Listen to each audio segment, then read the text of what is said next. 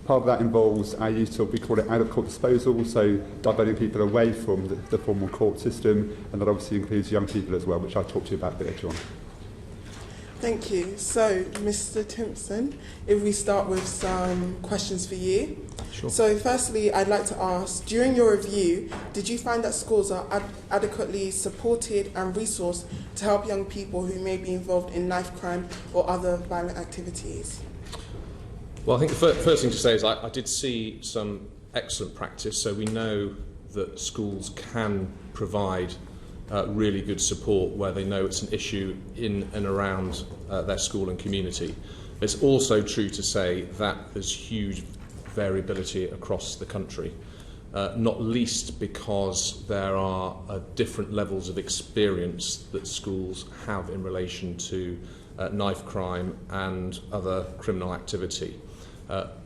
But having said that, and recognising that there is real room for improvement, one of the things I wanted to do through the review is to make sure that what we found could then come up with solutions that were real and pragmatic, rather than something which may have been tried before which didn't work or sounded great on paper but was unlikely to really cut through and make a difference.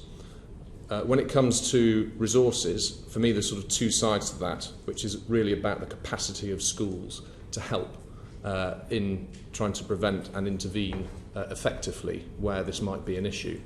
And recognising that schools can't do this on their own. This has to be a much more, whether you call it multi-agency or multidisciplinary. I prefer the latter because it means it's more built around the child and the family. But they do need that extra support. That support and that capacity is going to come in two ways. One, through money. So you can't do it if you can't pay for it. And clearly schools are under a lot of pressure. So although the overall school budget's gone up, they've got extra costs that have been put on top of them. The more pupils going to school, we've got 8 million children of school age who need a good education. There's other things like pensions and things which have made it harder for them to find the money to do the sorts of support and activity we want to see. So that's one side that does need to be addressed, but the other is the sort of professional capacity. How well are schools geared up to recognise where this may be a problem and feel confident to know what to do about it?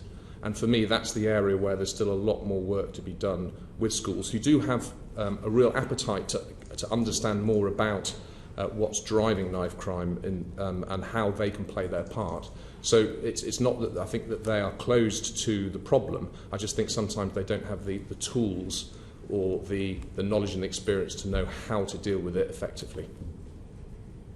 Thank you. So if we move on to the next question, which Chris will be asking. My question is about you, Edward. In this survey we've been running, most of the respondents said that the education is the best way to tackle knife crime. Do you think that people are overestimating what can be done through schools? Well, schools have got an absolutely key part to play. There's no doubt about that. To suggest that they can't help would be wrong. And I saw some really good examples of where schools were able to help deal with both the symptoms of what is happening, so the fact that there are issues in their community and how the school can help, but also the root causes. And for me, this is at the heart of everything. Is education is the chance that we have, probably the only environment apart from the family home, where a child's well-being, a child's learning, but also the safeguarding that's needed in that environment can all come together.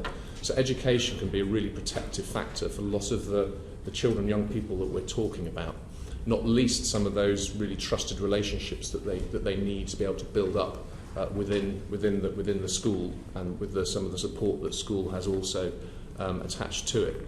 So I certainly wouldn't, as I said before, say schools can do this on their own, but they are in a unique position in many ways. And when we talk about school, we're talking about all age ranges here, although we're particularly interested in secondary school, but we also need to realise that a lot of where we can resolve these issues is much earlier.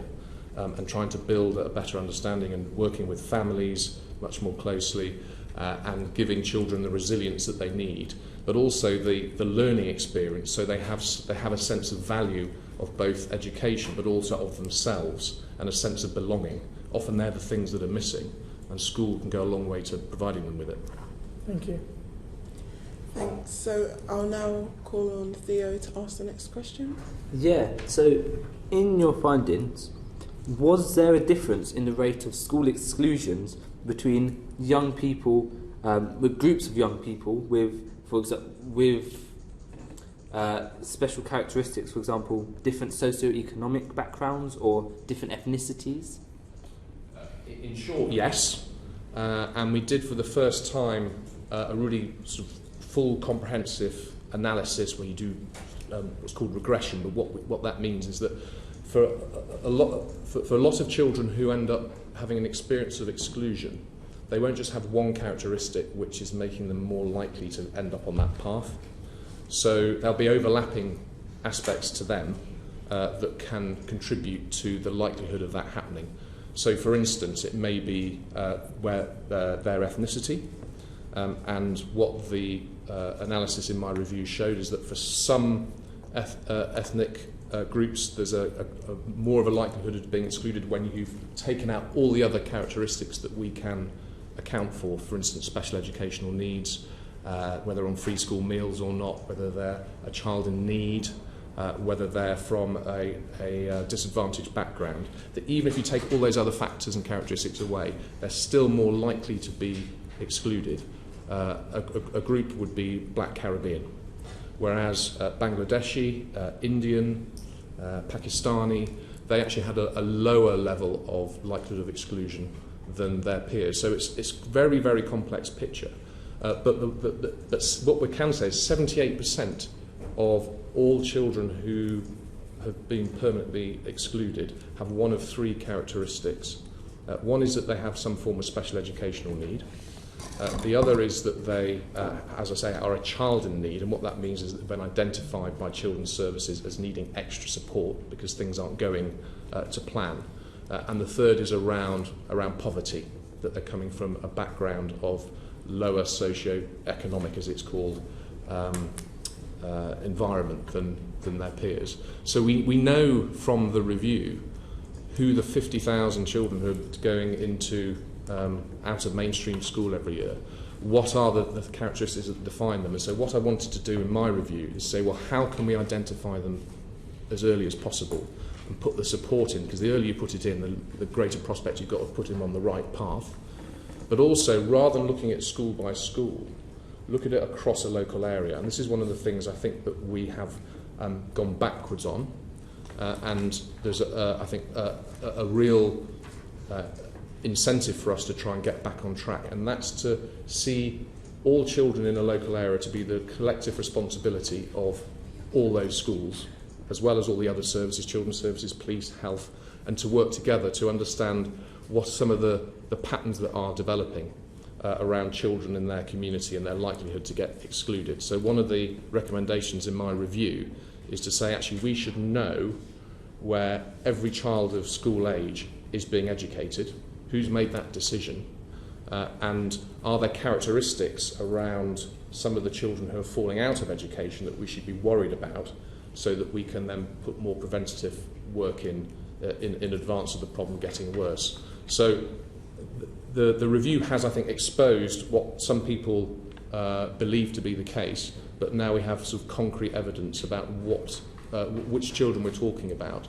and how we can work better together in trying to come up with the answers. Then on that comment, if you don't mind, sure. You, with your observation on local and regional level, on a wider level, what do you believe are the reasons for minority groups being disproportionately excluded? Well, I think as my review says, it's a complicated picture, and every child that you were to look at individually, you'd find a different mix of factors that have made them more likely to find themselves in that situation. But essentially, it's a combination of what I call in-school factors and out-of-school factors. So in-school factors, it can be around the way a school is run, the policies that they have, but also the practice. So what are they actually doing to help children who may be at risk of exclusion from being diverted and from that and staying in mainstream education. And then there's also the out-of-school factors. So what's actually happening away from school. And we talked about earlier around the issues around poverty, what may be happening at home. If a child has suffered some trauma or has difficulties forming relationships through experience they've had when they were younger, that can have quite a detrimental effect, a big effect on their ability to engage with school life. So you need to look at both of those, and the schools that do this really well, they focus on that child. They get to know them, understand what makes them tick, what are the things that they're worried about, whether it's the way they're behaving in school or maybe their absence from school, which is a real indicator about where there may be things outside of school that need to be worked on. So it's a combination of all of that, but recognising that there are still some types of children who are defined by some of their own characteristics, which they shouldn't be, due to some of the cultural misunderstanding within schools, sometimes their reluctance to work with communities. I saw a great school in South London who has a very large Black Caribbean pupil population, and they've worked really hard to make a strong social network between the school and the community, and make them feel that it's their school. And what's interesting is that schools that have a larger number of one group of children from a particular community have lower rates of exclusion within that group of children than schools that have less, because they're not as exposed to them and what may be behind some of the issues that they're bringing to school. So for me, that demonstrates that you need to, as a school, invest in not just what's happening in your school, but out of your school as well. Thank you. So thank you, Edward. I'd now like to invite Susie to propose her question to the panel. So my question is to the entire panel, and I wanted to say, what effect does school exclusion have on young people already at risk of getting involved and or in violent crime? Give Edward a break.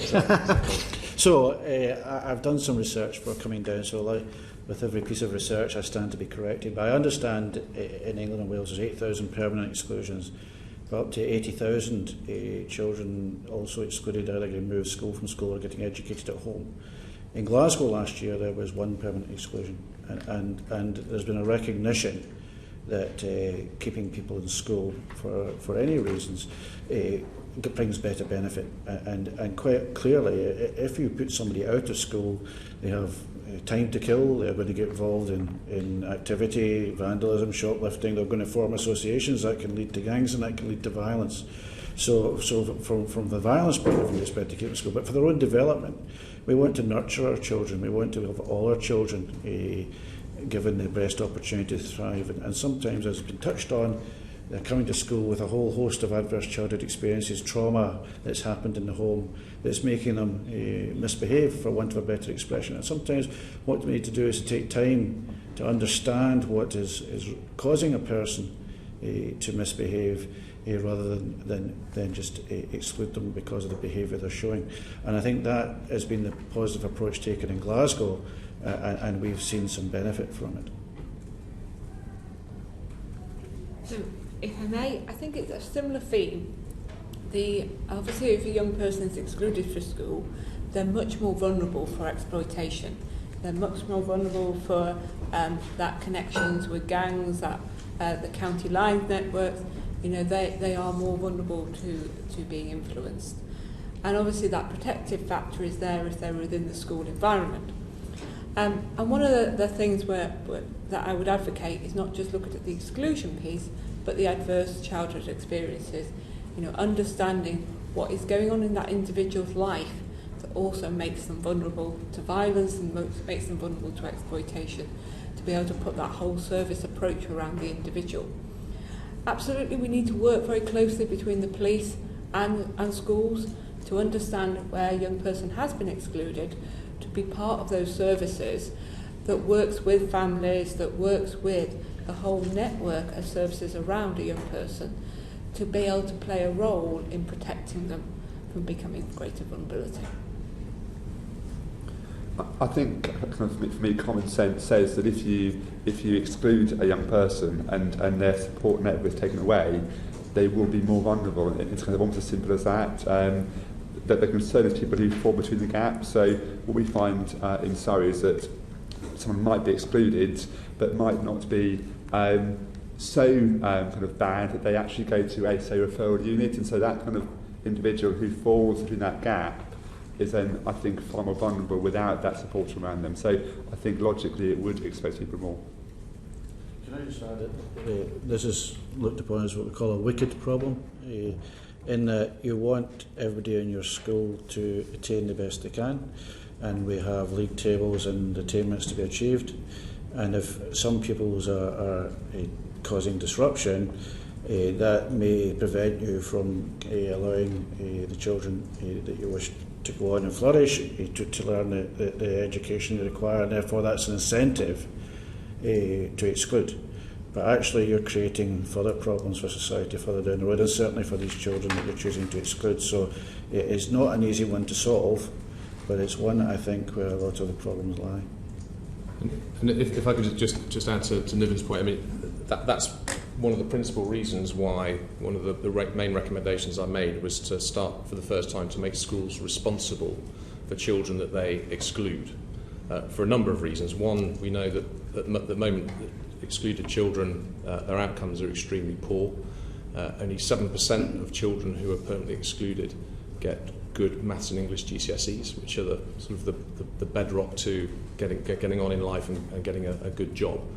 42% of prisoners have been permanently excluded, and if you look at where there are children and young people who've subsequently been likely to carry a knife, Ofsted, the regulated inspector, the inspector of schools, they found that children who've been permanently excluded were twice as likely to carry a knife. So we know that there are risks with exclusion, and it's where it's first of all where it's a poorly managed exclusion. So you can exclude where it's absolutely necessary. It's a last resort where nothing else will do. But if you have to do it, there are ways of doing it that means that those protective elements of education and school life are not taken away. It should be an intervention, if it has to be made, where it makes life better for the child or young person involved. It shouldn't be making it worse. And I think there's a lot that can be learnt from some of the good work that goes on in what's called alternative provisions. That's outside of the mainstream schools, who are mainly working with these children and young people who've been excluded. That mainstream schools could learn themselves so that they can get in front of the problem. So that issues around adverse childhood experiences, one of my recommendations around more training in schools around attachment and trauma, they can start to reap the benefits of doing that earlier, so that the use of exclusion becomes less necessary. We talk a lot about exclusion, and it's a really important area. The other area that I think we don't talk a lot about is colleges.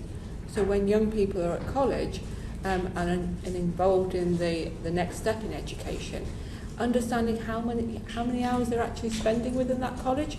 Some of the courses are only 1 or 2 hours a week.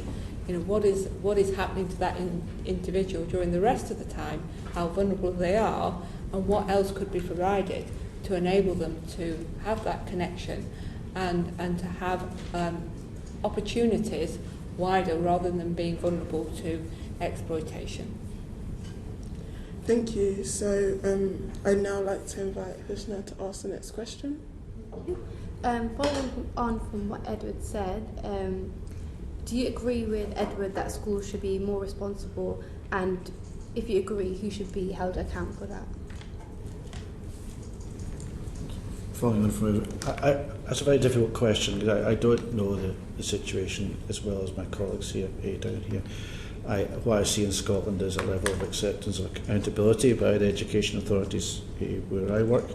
And actually, just linking that to Chris's question earlier, I think education is essential, and not just to give best outcomes for individuals, but in tackling this issue, which has been referred to as knife crime, I'd just like to call it violence with a knife. But the programmes that we have in place in Scotland, where we have education delivered through a violence reduction project, No Knives Better Lives, Medics Against Violence, are all delivering programmes in schools, and our average age of both victim and perpetrator of homicide in Scotland's in their 30s. So I say it's not a young person's issue in Scotland, and I think that's largely to do with the responsibility taken by the education authorities. Perhaps if I say, I mean, I think there's different levels of responsibility. So those who are working every day with children, who are tasked with giving them a really great education, schools, colleges, they obviously have that principal responsibility, which is where the idea of keeping them responsible for children they exclude comes from. But what I also recognise in my review is that local authorities, councils or education authorities in Scotland, that they have a lot of responsibility themselves for what we sometimes call vulnerable children, young people, but they're ones who fall into the categories of they may need extra care or protection from the state. They may have special educational need, other sort of profound need, mental health issues, where local authorities still have that overview of able to look across an area and say, actually, how are we faring in tackling each of these issues? And then above that, and this is something you may want to look at as a committee, is there's some new arrangements coming in at the moment across the whole of England around child safeguarding.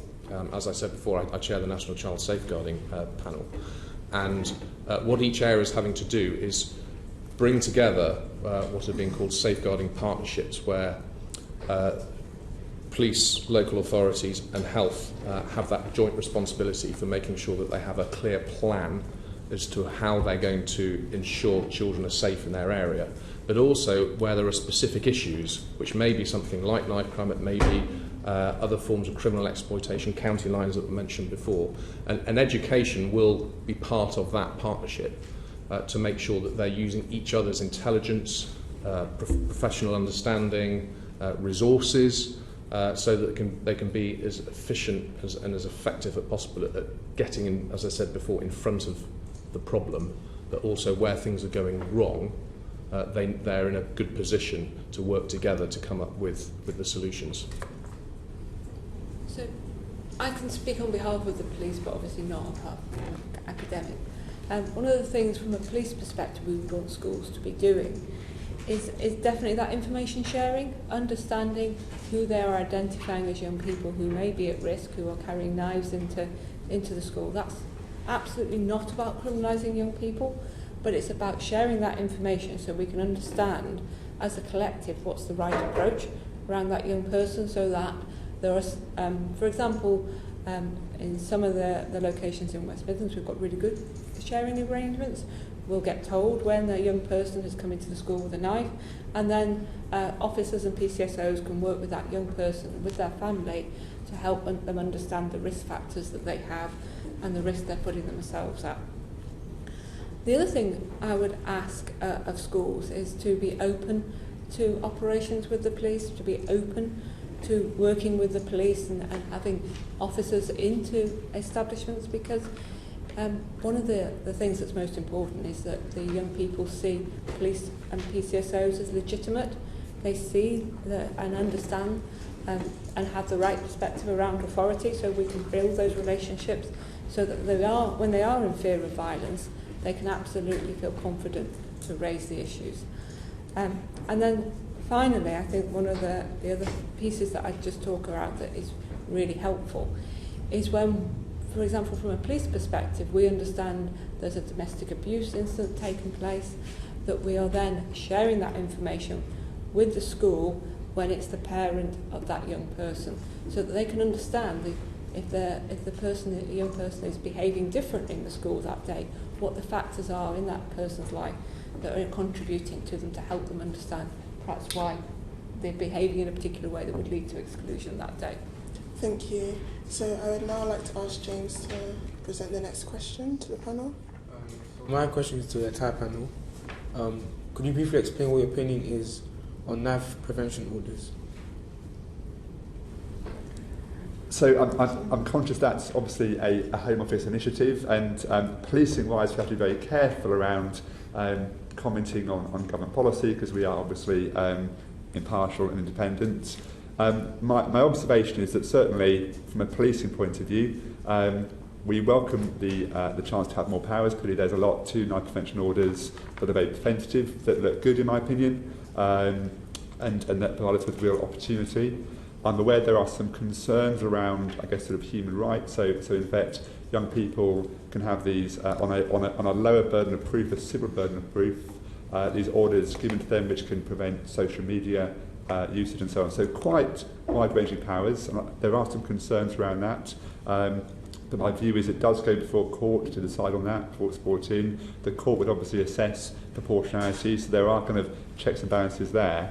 One point I'd make, and it's a funding point, in that it's great that police can have more powers, but obviously we need to have the resources to enforce those powers.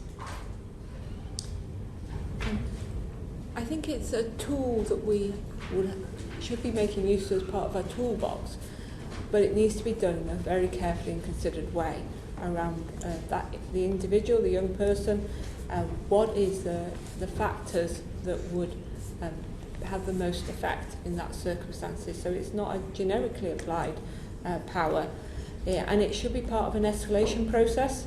So it should be working with the other services such as the Youth Offending Service around other opportunities first before we use this legislation.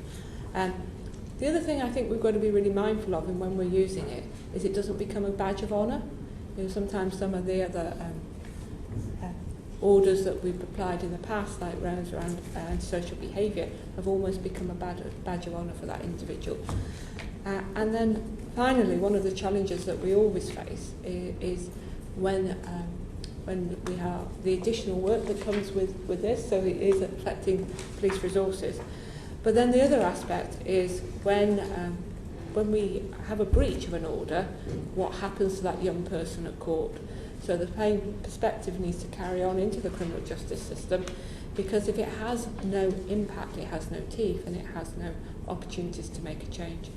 And I would advocate that opportunities around orders for a positive duty, not just around not to carry and not to be in a place, but a positive duty around engaging in an activity that might help keep that young person safer. Okay, so where people are losing their lives on the streets, there's a need for enforcement. We can't get away from that. That's what's required to bring about an end to the tragedies you're seeing. But I'm more concerned not with the knife prevention orders. I'm more concerned with the fact that young people are carrying knives in the first place. So I think by the time we've got to bringing orders to stop people carrying knives, we've lost where we should be. We should be addressing the circumstances that cause people to have a knife, not the fact that they've got a knife. And I was listening to the end of the last evidence session there, and we're getting stuck in a tactical level, the way violence is presenting itself. But a lot of the evidence that you're hearing will show to you that violence comes from people who are being excluded, who are living in poverty, who are feeling on the outside of society, who are not getting the opportunity to flourish in the way they see other people doing so. So to me, I shouldn't get tied up too much with the knife prevention orders, but addressing the reasons why violence is occurring. Can I just make one specific point about court? And I know these hopefully would be very rare cases, and I agree what's been said around actually once you got to that point, we probably failed, and we need to think much more smartly about how we can get much further down the line, so that we don't find ourselves in that situation. I think because by the time you go to court, you're starting to provide sort of a route for those young people involved, which is inevitably towards, in many cases, towards a life in and out of custody, which is hugely costly to obviously to them and their family, hugely costly to us as a society, both in terms of how much money we then have to throw at that, but also in terms of what message that's sending out as well, in terms of the aspiration we had for them when their life started and where they've ended up, and how do we break that cycle. And one of the things I found about the way the court process is set up is you often find the same children, young people, who are going to the family courts that I was talking about with my role with CAFCAS, where they'll maybe have a social worker in their life. They'll certainly have some involvement with children's services. Yet when they go to a different court, to a criminal court, a youth court, they're treated in a very different way, and there's not often a good linking between the two court processes.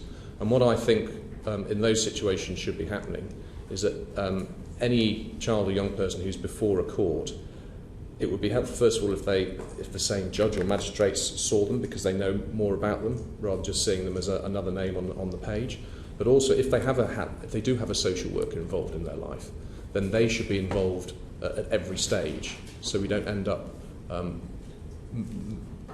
punishing them in a way which is actually going to just entrench their behaviour, and they'll just end up back in court again and again and again. So, in terms of an intervention point, court, if it has to come to that, and we hope that it never does, but we have to accept that it will do, that is another opportunity, albeit late in the day, to make changes. And I think it's one area where we're still not very good at recognising that and acting on it. Thank you. So now I'll hand over to Jodie to say the next question. The serious violence strategy says that interventions need to be tailored to an individual's needs and the intensity should match their level of risk. Do you think that this is being done? Sorry, I didn't catch that. Sorry. I beg your pardon. The serious violence strategy says that interventions need to be tailored to an individual's needs and the intensity should match their level of risk. Do you think that this is being done?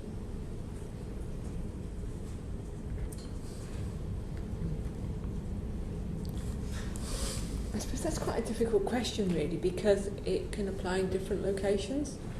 I think when we're looking at interventions, and I'm sure you'll talk about this more, it's almost about understanding what can be done targeted, what should be done everywhere, what could be, I'll start that again, what should be done on a universal basis, or what could be done everywhere, what can be done on a targeted basis, and what should we do as an intensive intervention. So, we talked a bit in the earlier session, there was talk around understanding the problems.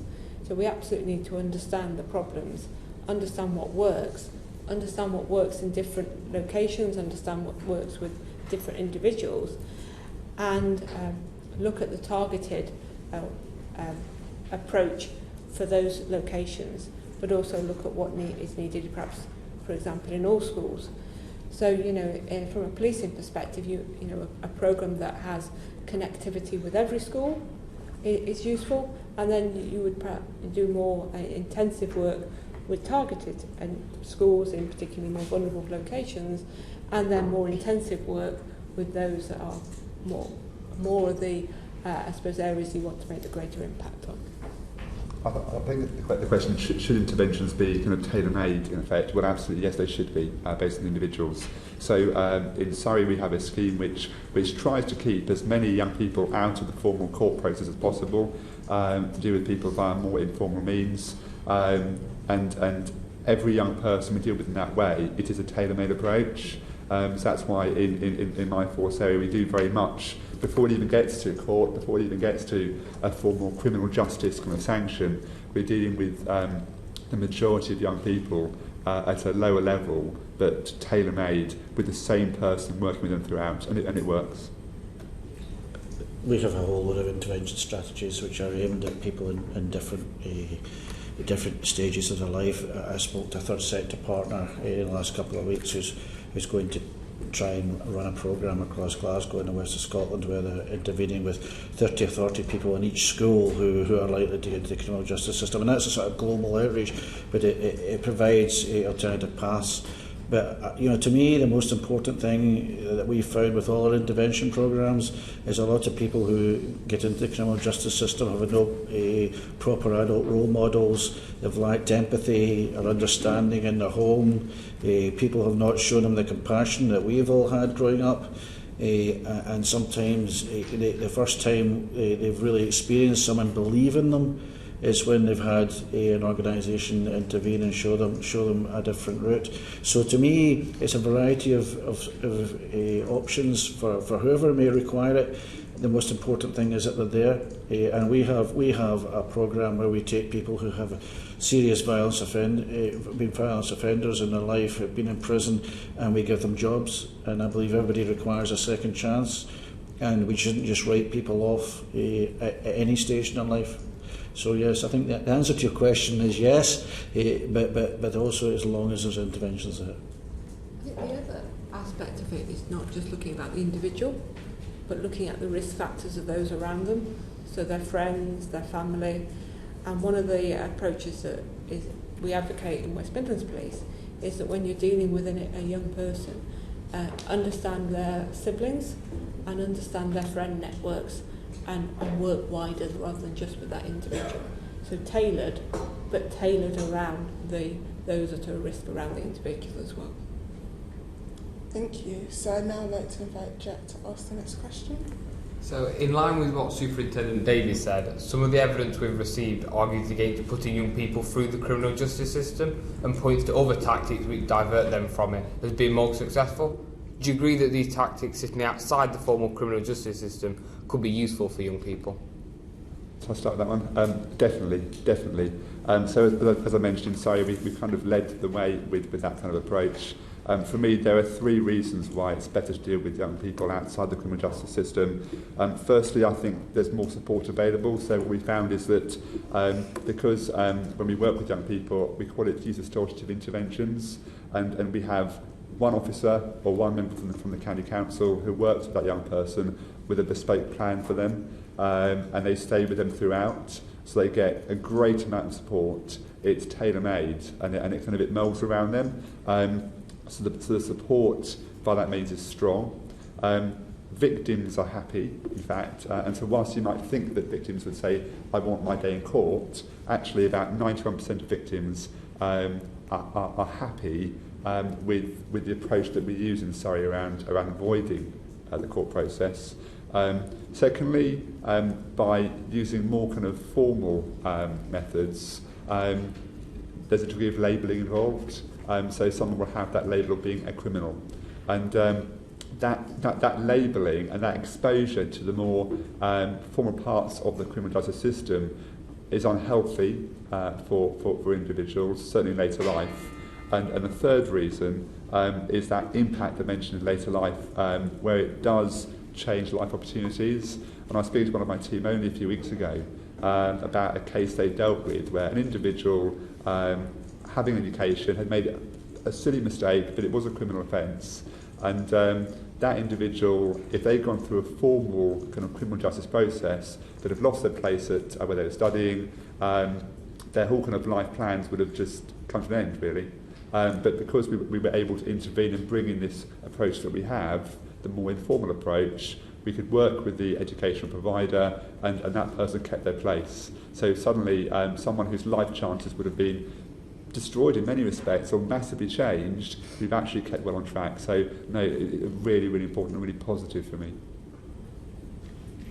So very similar approach. One of the things that we've done in West Midlands is train our police officers in understanding adverse childhood experiences, so understanding the impacts that a young person might have had in their life and what protective factors they might have available, and looking at that young person as an individual around what are those factors and what is the right outcome for that person.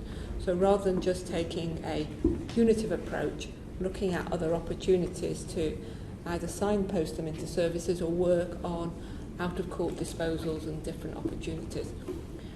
The other thing that I think is really important is around working with the young people that are vulnerable or already in that pathway of criminality. And working with them, we have a Prince's Trust programme that is co-delivered with Prince's Trust and colleges, and using those opportunities to again build confidence in policing with police officers and PCSOs involved in it, but giving them a different opportunity with their life. I couldn't be more delighted to hear colleagues south of the border talking about adverse child experience and trauma, which is one of the things that we have looked at in great detail in the last few years. Do you know, as a society, we lock up far too many people. Prison is not the answer. Our prisons are full of people with huge amounts of trauma, mental health problems, alcohol and drug addiction. A lot of them need help, not prison. And, in Scotland, we're not proud of the fact that 1% of our population are care experienced. They've been through the care system, foster care, care homes. 65% of our prison population are care experienced. So these are young people with the greatest trauma that we can experience, and the answer is they either go homeless or go into prison in their teenage years. We need to do better, and there has to be alternatives to the criminal justice system for people who are struggling, particularly at a young age. Many moons ago, I spent best part of 10 years as a barrister doing family and crime. So the two courts that I mentioned earlier, and I was there long enough to see children and young people who were initially being taken into care. My parents fostered. I've got 2 adopted brothers, so it's a system I know very, very well. And a number of years later, I'll be representing them in the criminal court. It's a well-trodden path. And once you're in the criminal justice system, and there is some good news in that we have less children in custody than we used to do. But once you're in the criminal justice system, the prospect of you then being a repeat offender, find yourself just on a revolving door going in and out as you move into adulthood, and there are many of those that you'll find in our adult prisons across the country. The chances of that happening get greater and greater and greater. But yet we know, for example, that 83% of young offenders have been persistently absent from school, which means that they've obviously missed a lot of school in one of the last 5 years before they've ended up in custody.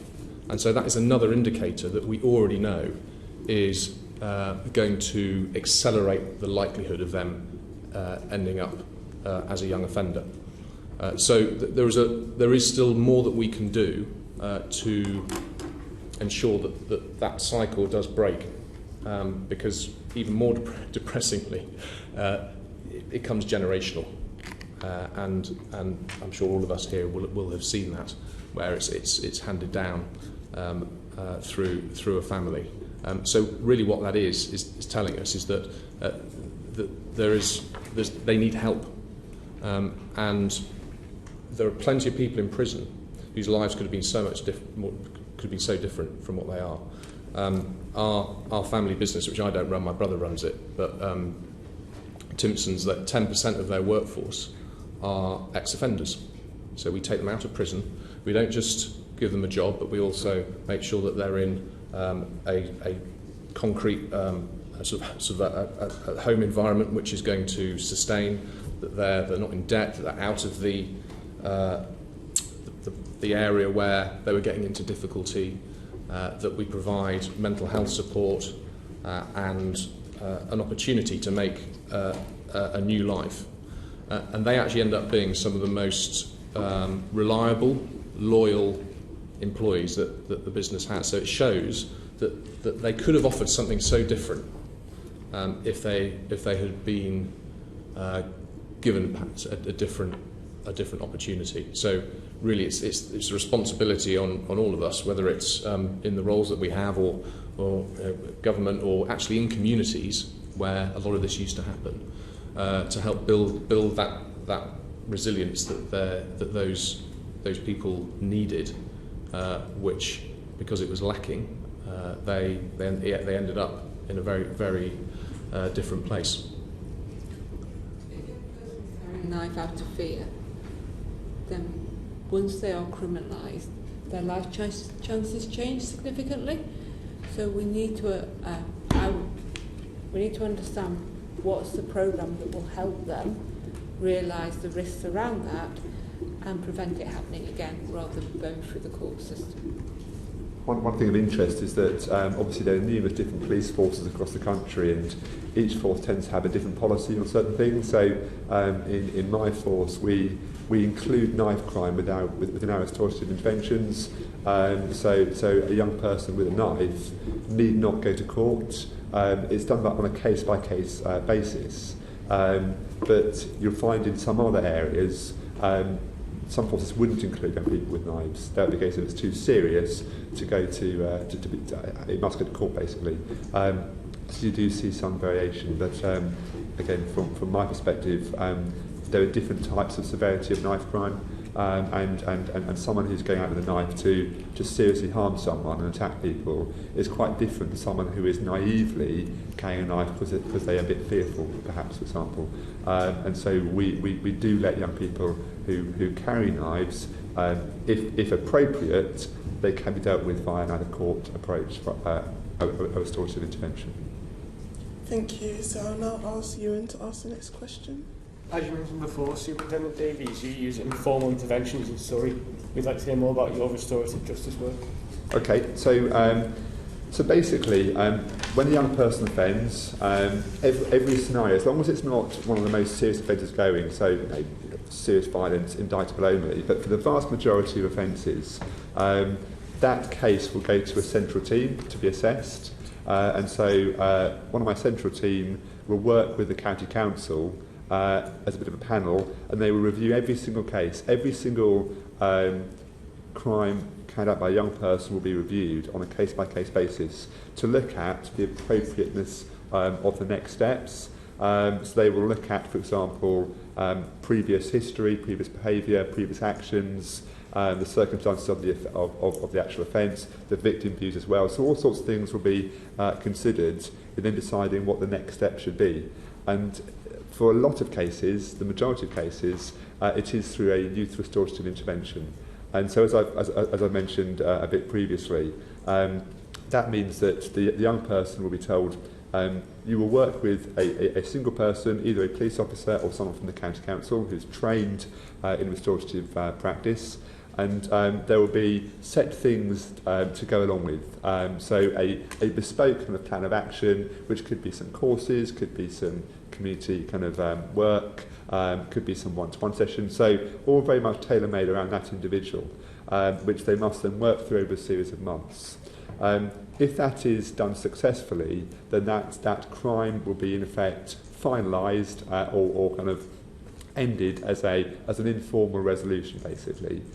So it's a very low-level intervention. It says that yes, they have carried out that offence, but it's not what we call a formal sanction. So there's no formal kind of record attached to that young person. They obviously have to admit the offence to be part of that and have to agree to go along with those conditions. But most people do. How it also works is that there's always that kind of sword of Damocles in that the person knows if they don't go along with the conditions and with the agreement and the courses or the one-to-ones and so on, then that kind of non-compliance can then result in a more serious sanction. And we find that having that kind of, if you don't do this, then you get that approach, does work. So people do engage, they do engage in the process, and we see some really good outcomes. So our reoffending rate's only about 18%, which is very good. It's low, but it means that I think we have reduced first-time entrance of young people into the criminal justice system in the last 10 years by about over 90%, which is massive. So over 10 years, the vast majority of young people in Surrey are not now being criminalised, but victims are still happy. So over 90% of victims are still happy with what we're doing. So while we're really passionate about it, it's tailor-made. Victims are happy. It prevents reoffending. It's saved over £1 million, and it absolutely works. I just ask, so what makes restorative justice successful for some young offenders but not so successful for others? I think for the majority it does work. So the fact that our reoffending rate is so low means that what we're putting in place is working, and it is tailor-made. So if a young person, for example, has an interest in cars, then actually the person, the officer or the council member working with them will actually focus some of the interventions around kind of car activity. They will very much tailor it to how best to kind of resonate, how best to tap into that person's interest to kind of keep them engaged. So it does work. There's obviously always a minority of people for whom it won't work, but that thankfully is the minority. But in terms of who is a good kind of candidate for this, we look at we try and include everyone.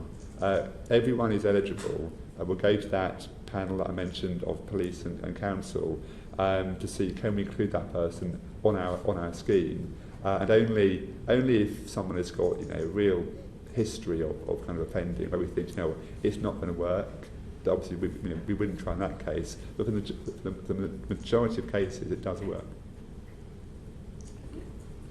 Thank you. So I'd now like to ask Charlie to present the next question to the panel. Have you seen examples of positive role models being able to divert young people from gang and criminal activity? Hundreds of times. So we employ people with serious violence convictions. I was interested at the end of your last evidence session. Yes, you have to be careful, but we can show where we have individuals who are mentoring people who have come away from violent activity. It's a fantastic way. We've had individuals going to schools and not try and encourage them by saying how life was when they were involved in violence, but more the fear that they lived with and the impact that going to prison had on them, and the fact they weren't at home when their children were born because we're in prison, and it does make a difference. And when I go to schools and we talk about exclusion, I say to teachers, who better to be a role model for a young person than a teacher? So role models are really important, and we have to recognise we have a lot of young people that grow up in homes where there's no male role model in the home, where they haven't been given encouragement and empathy and love and compassion, and therefore somebody that's able to reach an individual at that level and provide them with that level of role model is worth its weight in gold. I think one thing that's important to remember, and I've seen examples of teachers, other support staff within a school, within the care system. There's amazing foster carers, people called personal advisors who help those who are moving out of care. I've seen some who really have sort of almost overcommitted to that responsibility because they cared about that young person's future. But I think the key to this is make sure it's someone that child or young person almost decides through the development of a relationship with them that's the person that I want to emulate. That's the person that I want to become, and it could be anybody. It doesn't have to be someone with a particular standing or status. But it's someone that they can relate to and feel comfortable talking to and build up some trust, so that they then are more open themselves to discovering a different future. So it's sometimes you want to sort of try and sort of almost formalise it in how you make it happen, but almost you need to provide them with the opportunity to find who that role model is. Going into schools is a way of providing them with that opportunity, and almost trying to sort of intrigue them and excite them about the possibility of something different, and tapping into what is it that makes them tick. So it may be a love of cars, it may be they may still be obsessed by Minecraft, they've not got it out of their system. Whatever it is, tap into it and then use that as a way of then developing that relationship, because too often you see children, young people who need extra support. They may have half a dozen or more professionals working with them, but they don't feel any more supported. In fact, they may still feel really isolated because they haven't got that role model, that person that they feel that they can trust and invest in. And that's in some ways the holy grail that we're looking for, because we know from all the experiences that we've seen, I'm sure saw many of you as well, that often is the thing that works. I think policing works in different ways. So we have a number of programs where there are role models. I've talked about the Prince's Trust. One of the other things we do in West Midlands is we have a junior PCSO scheme. So PCSOs go into primary schools and work for a 6-week period with young people around their understanding of policing, their understanding of issues, and how they can contribute to the community themselves, so getting them involved in things like speed watches. So that's an opportunity of making that connection with young people. The other one we build on is with the cadet scheme, so the police cadet scheme, very much focused around the communities of greatest need, so where would we want to have the greatest effect, going to those schools. And that's maybe the first time a young person's had an opportunity to speak to a police officer, and you hear some of their life stories about how the police have previously been in their home in a very different role, in a very different points in that person's life, and they've got now an opportunity to speak to a police officer, be involved in understanding what policing does, but also be involved in projects within the community. And our cadets come out and work on a number of different things. For example, they were involved in Pride in Birmingham this year. They've been involved in some of the activities we've had around knife sweeps, etc. So actively involved in reducing violence. The point that I think anyone can be a role model in the right situation, I think, is quite relevant. And one example I've got is our local fire and rescue service run a youth intervention scheme whereby for about 2 weeks, a few times a year, a group of young people will go and spend time at the fire headquarters, and they'll be taught team building, they'll be taught kind of fire drills, and after 2 weeks they will then, in front of their friends and family, show what they've learned. They will, show how to sort of equip a fire engine and do all the drills to try and fight a fire. They're like really, really impressive stuff, very disciplined. And they have real pride in what they've done. And what also is good to see is the firefighters who've been their kind of mentors for that 2-week period, their trainers, will be up at the front, and the firefighters speaking about each individual, what they've achieved, has real pride for their class of people, but also the young people, you can see, really respect that firefighter they work with. So that for me is an example whereby, in that case, the fire service are providing good role models, but it could be a wide range of people. Thank you. So I'll now invite Husna to ask the next question. Does increased stop and search mean that young people are less likely to carry knives? So, I think stop and search, like every police power, has a role to play. The information and the evidence picture around what it achieves is less clear at the moment.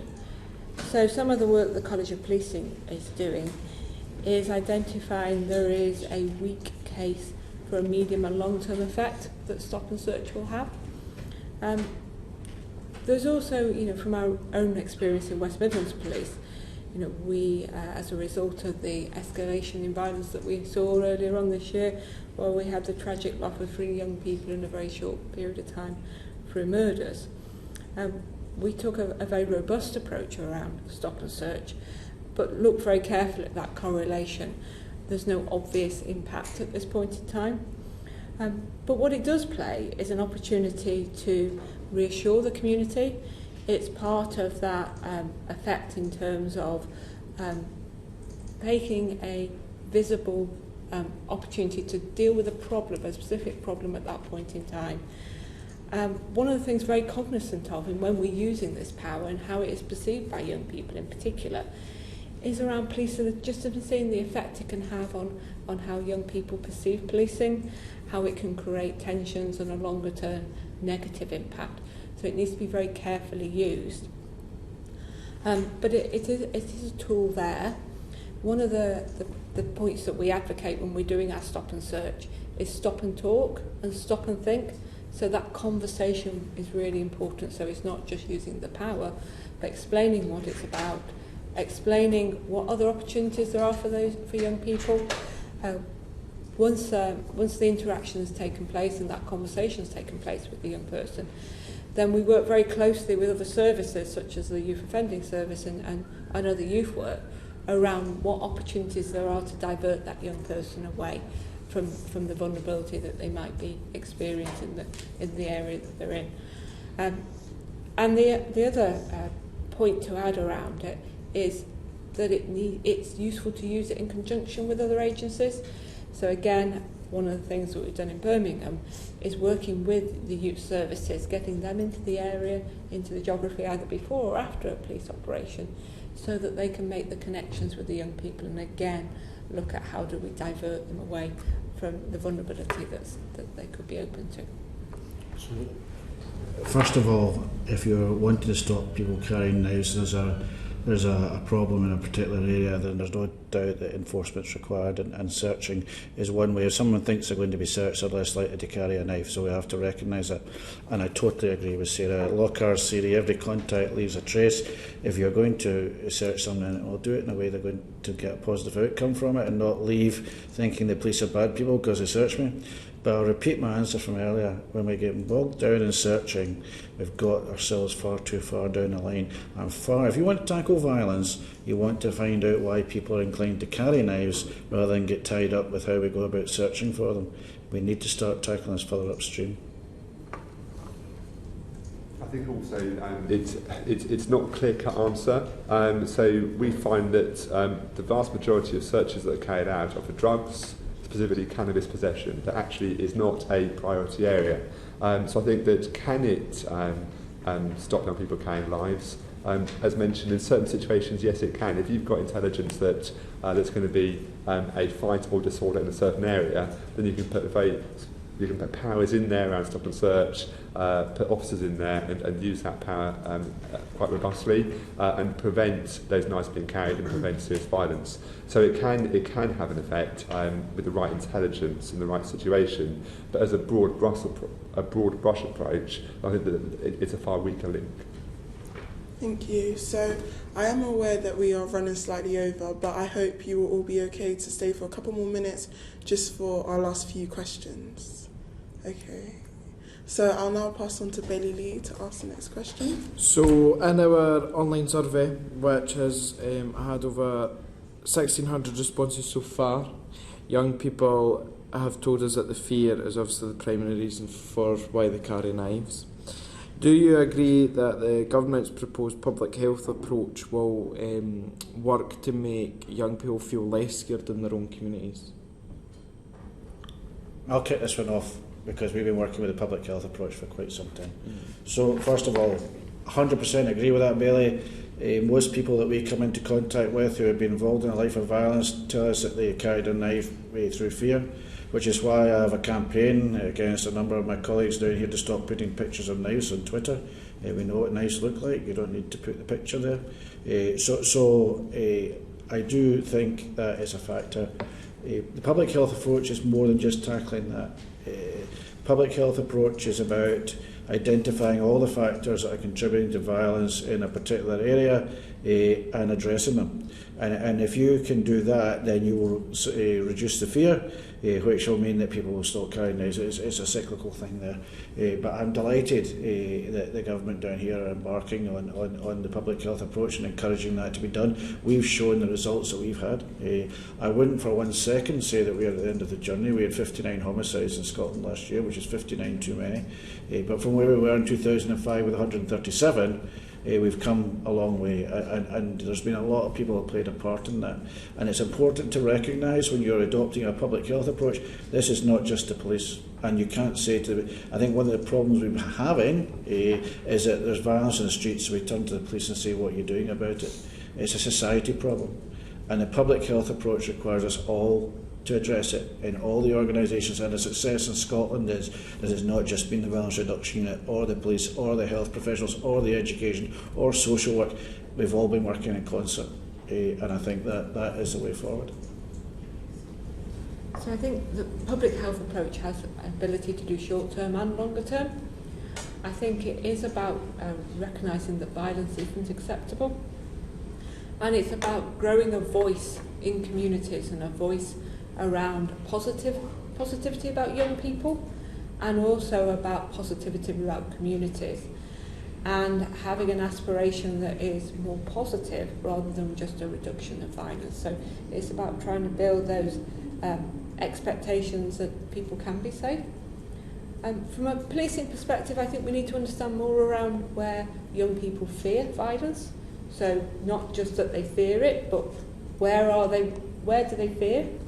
Is it a geography that they're going to? Is it a bus route on the way home? Is it going into a different part of the city where there is a different gang, for example? What is their fear factor, and then the policing role around that, and what policing can do to do visible patrolling, use techniques such as stop and search if it's appropriate to do so, and the intelligence base is there, but actually understanding where we need to be to make that difference. So on that point, in fact, in Surrey, 60% of knife crime offenders live in the 30% most deprived wards, so there's definitely a link with poverty in certain areas that have this more. And I think part of it is also around, this is about protecting young people. So all the stigma around young people carrying knives, actually, young people are often the victim of young people. So the messaging and the support needs to be around supporting and protecting young people who can often feel that they're being kind of just either neglected or viewed as all involved in this sort of night crime approach. And so our approach must be very much victim focused.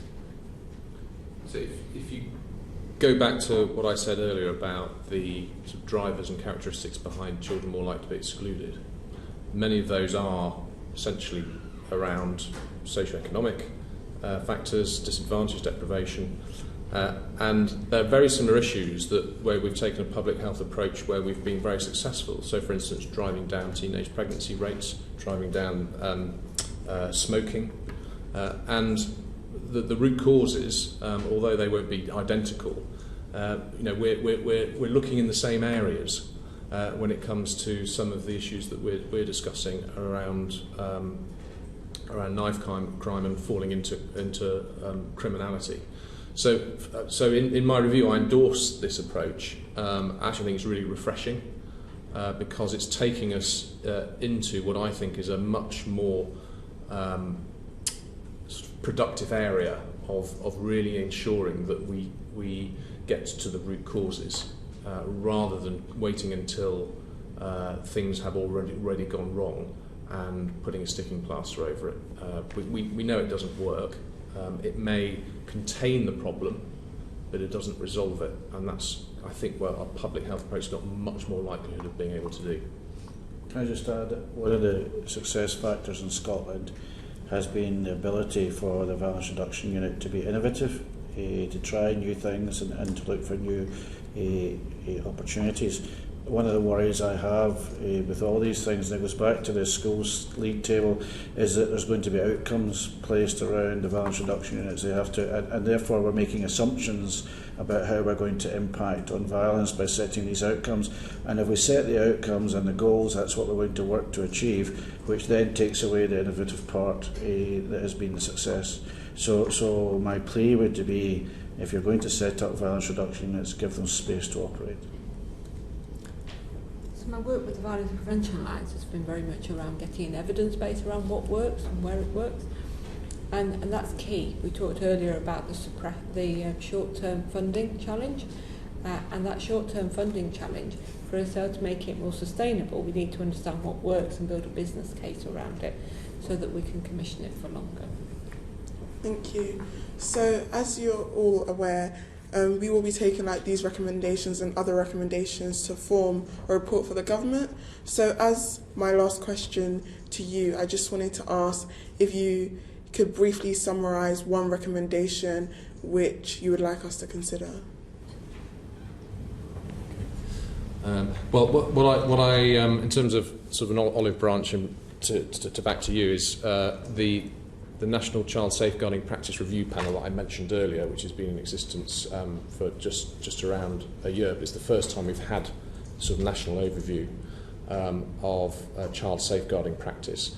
We announced our first ever national review a couple of months ago, which coincidentally, great minds think alike, is into the criminal exploitation of adolescents in need of state protection. So it's a similar group of children, young people that we've been discussing today.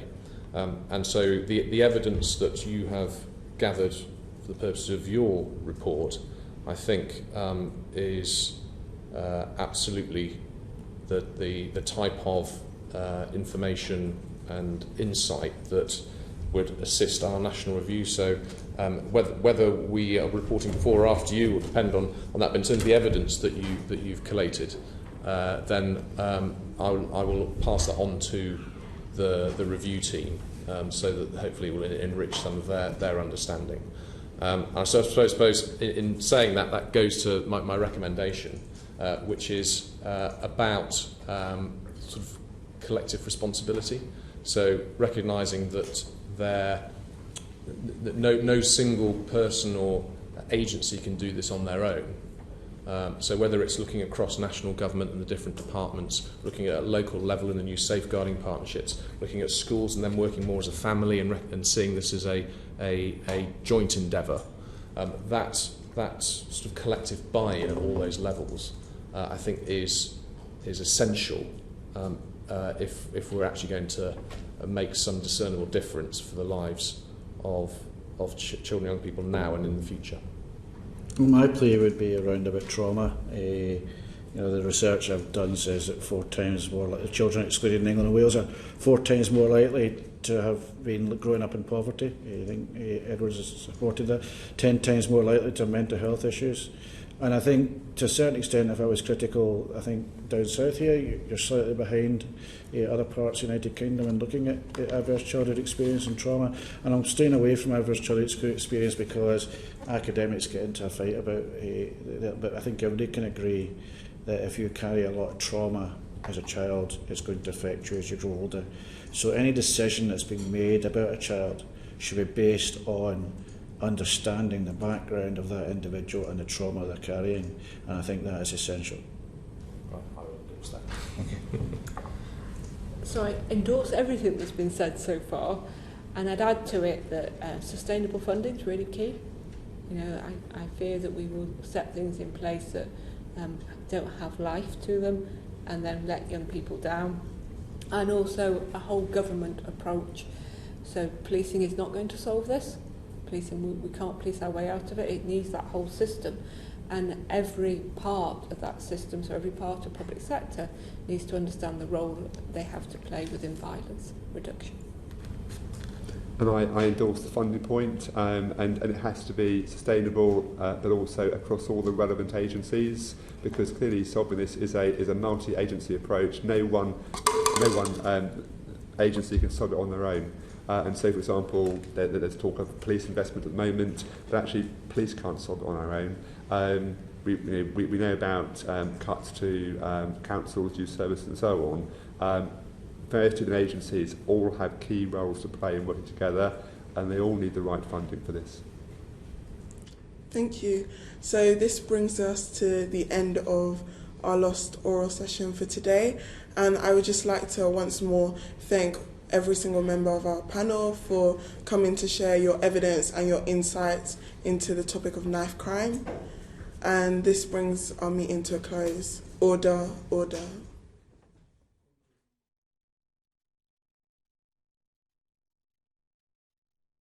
The proceeding has ended.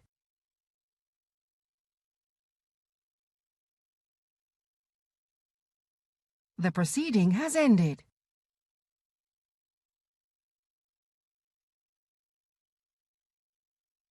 The proceeding has ended.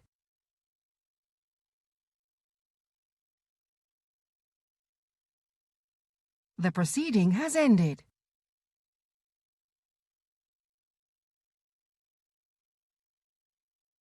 The proceeding has ended.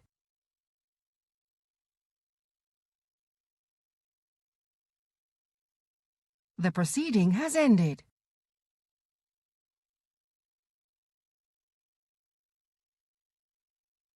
The proceeding has ended.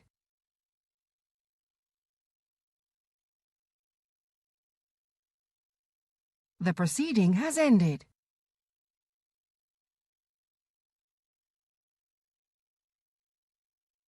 The proceeding has ended.